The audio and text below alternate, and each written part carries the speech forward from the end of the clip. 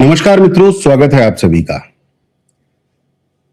BJP ने अपना social media head बदल दिया है और सुनने में ये बात छोटी लगती है, लेकिन अगर आप पॉलिटिक्स को थोड़ा ध्यान से देखते हैं तो ये बदलाव काफी बड़ा है। क्योंकि जिस आदमी के हाथ में बीजेपी की डिजिटल और सोशल मीडिया स्ट्रेटजी पिछले करीब 11 साल से थी, वो है अमित मालवीय। और अब उनकी जगह आए हैं दीपक म्हास्की। अब सवाल है, बीजेपी ने अमित मालवीय को क्यों बदला? क्या ये सिर्फ एक नॉर्मल ऑर्गेनाइजेशनल रीसफल है या बीजेपी अपनी पूरी डिजिटल स्ट्रेटजी को नए तरीके से देख रही है? और सबसे बड़ा सवाल, क्या बदलते हुए सोशल मीडिया लैंडस्केप और खासकर युवा लोगों की डिजिटल ताकत इस बदलाव के पीछे एक बड़ा फैक्टर हो सकती है? आज इस पूरी कहानी को बहुत आसान भाषा में समझेंगे। नमस्कार, मैं हूं सुनील चौधरी और आज की कहानी सिर्फ बीजेपी के एक पद की कहानी नहीं है। ये कहानी है पॉलिटिक्स की, सोशल मीडिया की, यूथ की और सबसे बड़ी बात डिजिटल इन्फ्लुएंस की कहानी है। तो चलिए पूरी कहानी समझते हैं। पहले समझते हैं हुआ क्या है। 17 अगस्त को बीजेपी ने अपनी नई नेशनल टीम में कई बड़े ऑर्गेनाइजेशनल चेंजेस किए और इसी रीशफल में एक बड़ा बदलाव हुआ। बीजेपी के सोशल मीडिया डिपार्टमेंट की जिम्मेदारी अमित मालवीय से लेकर दीपक म्हास्की को दे दी गई। अमित मालवीय करीब 11 साल से बीजेपी के सोशल मीडिया ऑपरेशन का नेतृत्व कर रहे थे। यानी 11 साल, सोचिए, एक पॉलिटिकल पार्टी के डिजिटल ऑपरेशन को 11 साल तक संभालना कुछ छोटी बात नहीं है। इस दौरान सोशल मीडिया भी बहुत बदल गया। एक समय था जब फेसबुक और ट्विटर यानी आज का एक्स सबसे बड़ा खेल थे, फिर यूट्यूब और फिर इंस्टाग्राम और रील्स का दौर आया और अब एक 20 सेकंड का वीडियो भी लाखों लोगों तक पहुंच जाता है। तो ऐसे समय में बीजेपी ने अपने सोशल मीडिया लीडरशिप में बदलाव किया है। रॉयटर्स ने इसे बीजेपी के इंटरनल ऑर्गेनाइजेशन रीशफल का हिस्सा बताया। लेकिन इस बदलाव का टाइमिंग इसलिए इंटरेस्टिंग है क्योंकि हाल के यूथ लेड प्रोटेस्ट्स में भी सोशल मीडिया ने बड़ी भूमिका निभाई। आपने देखा, सीजेपी, कॉकरोचेस। यानी एक तरफ बीजेपी की ऑर्गेनाइजेशनल रीशफल और दूसरी तरफ देश में डिजिटल प्लेटफॉर्म्स पर बढ़ती पॉलिटिकल एक्टिविटी। अब दोनों को जोड़कर सवाल उठना स्वाभाविक है, लेकिन यहां एक बात बहुत साफ समझिए।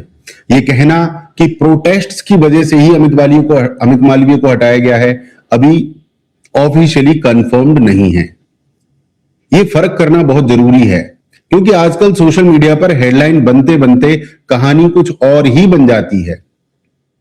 हम यहां पर वही बात करेंगे जो फैक्ट है, और जहां एनालिसिस है वहां एनालिसिस को एनालिसिस ही रखेंगे। अमित मालवीय का रोल इतना इंपॉर्टेंट क्यों था? देखिए, आज पॉलिटिक्स सिर्फ पार्लियामेंट में नहीं होती, आज पॉलिटिक्स आपके मोबाइल में होती है। आप इंस्टाग्राम खोलते हैं, पॉलिटिकल वीडियो सामने आ जाता है। यूट्यूब खोलते हैं, पॉलिटिकल डिबेट सामने आ जाती है। एक्स खोलते हैं, एक पॉलिटिकल स्टेटमेंट ट्रेंड कर रहा होता है। व्हाट्सएप खोलते हैं, कोई पॉलिटिकल मैसेज घूम रहा होता है। मतलब आप पॉलिटिक्स से बचना भी चाहें तो पॉलिटिक्स आपके मोबाइल में पहुंच ही जाती है। यही वजह है कि पॉलिटिकल पार्टीज के लिए सोशल मीडिया अब कोई साइड एक्टिविटी नहीं है, यह मेन बैटलफील्ड का हिस्सा बन चुका है। और बीजेपी ने इस डिजिटल स्पेस में बहुत पहले से इन्वेस्टमेंट किया है। अमित मालवीय इस पूरी डिजिटल मशीनरी के सबसे विजिबल चेहरों में से एक रहे हैं। उन्होंने करीब 11 साल तक बीजेपी की सोशल मीडिया आउटरीच को लीड किया। तो अब इतने लंबे समय के बाद अचानक लीडरशिप चेंज होता है तो सवाल उठना बिल्कुल नॉर्मल बात है। लेकिन अब नया आदमी कौन है, यहां कहानी और इंटरेस्टिंग हो जाती है, क्योंकि बीजेपी ने कोई रैंडम आदमी नहीं चुना है। नए सोशल मीडिया डिपार्टमेंट का हेड है दीपक म्हास्की। दीपक म्हास्की का बैकग्राउंड थोड़ा अलग है। वो बंदा एकेडमिक रहा है, केमिस्ट्री का प्रोफेसर रहा है और बीजेपी के आईटी और सोशल मीडिया सिस्टम से भी लंबे समय से जुड़ा रहा है। उनका इलेक्टोरल डेटा और कैंपेन मैनेजमेंट से जुड़ा एक्सपीरियंस भी बताया गया है। यानी एक तरफ एकेडमिक बैकग्राउंड, दूसरी तरफ पॉलिटिकल ऑर्गेनाइजेशन और तीसरी तरफ इलेक्शन कैंपेन और डेटा का एक्सपीरियंस। अब सोचिए, अगर ऐसा व्यक्ति किसी पॉलिटिकल पार्टी का सोशल मीडिया ऑपरेशन को संभालता है तो उसका अप्रोच क्या हो सकता है? हो सकता है सोशल मीडिया को सिर्फ पोस्ट डालने का काम ना माना जाए, बल्कि data plus voter plus campaign plus content, इन सब को एक साथ जोड़ा जाए। और यहीं से असली कहानी शुरू होती है। बीजेपी को अब सिर्फ सोशल मीडिया नहीं चाहिए। मेरी समझ से इस बदलाव को सिर्फ एक आदमी की रिप्लेसमेंट की तरह देखना थोड़ा कम होगा, क्योंकि पॉलिटिक्स बदल चुकी है। पहले सवाल होता था हमारी बात कितने लोगों तक पहुंची, अब सवाल है किस आदमी तक पहुंची। पहले सवाल होता था कितने व्यूज आए, अब सवाल है किस एज ग्रुप ने देखा, किस स्टेट में देखा, किस लैंग्वेज में देखा, किस इशू पर रिएक्शन आया, किस वीडियो पर लोग रुके, किस वीडियो को लोगों ने शेयर किया, किस बात पर लोग नाराज हुए, किस बात पर लोग सपोर्ट में आए। ये सब डिजिटल पॉलिटिक्स का हिस्सा है। और अगर पॉलिटिक्स में डेटा का यूज बढ़ता है तो सोशल मीडिया स्ट्रेटेजी भी बदलनी पड़ेगी। और यहां आता है यूथ फैक्टर।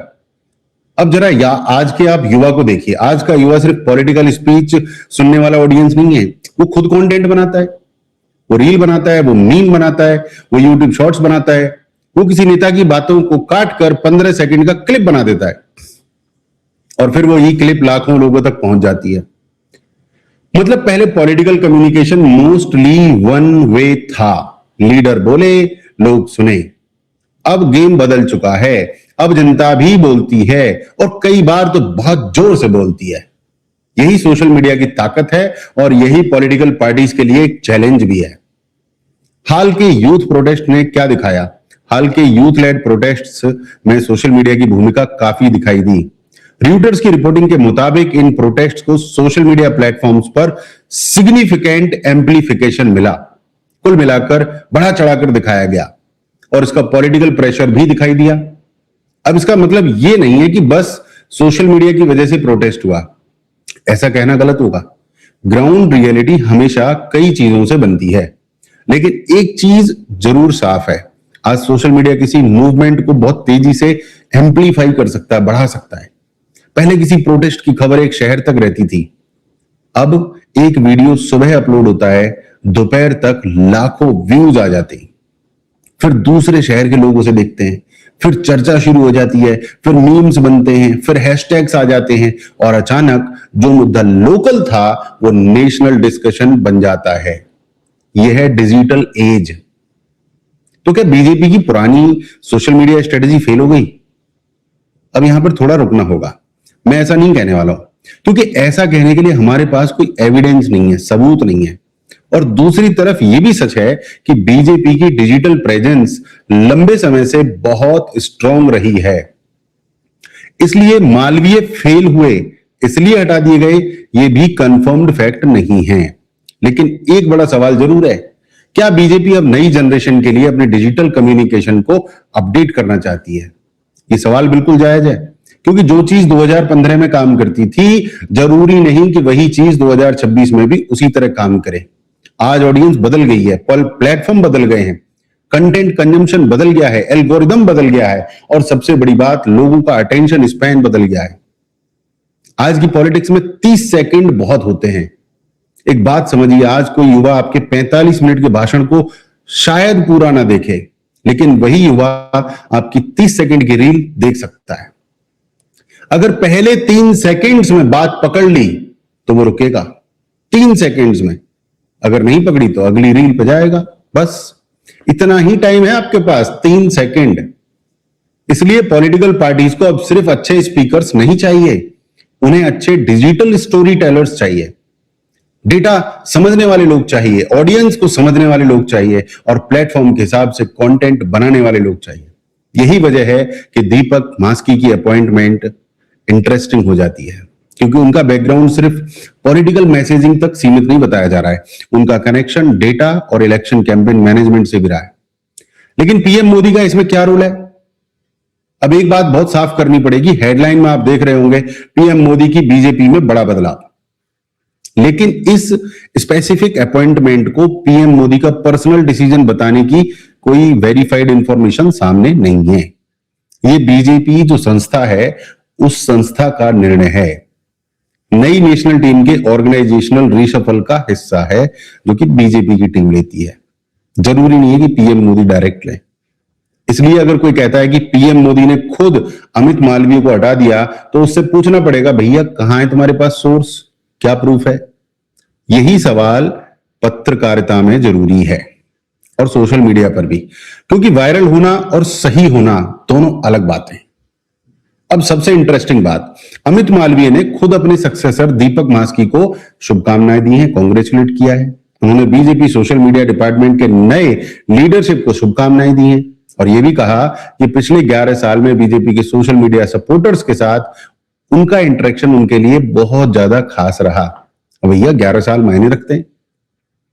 मतलब कम से कम पब्लिक मैसेजिंग में उन्होंने इस बदलाव को प्रोफेशनली स्वीकार किया है अमित जी ने। तो अभी हमें कोई कॉन्स्पिरेसी थ्योरी बनाने की आवश्यकता नहीं है, हमें बस चेंज को ऑब्जर्व करना है।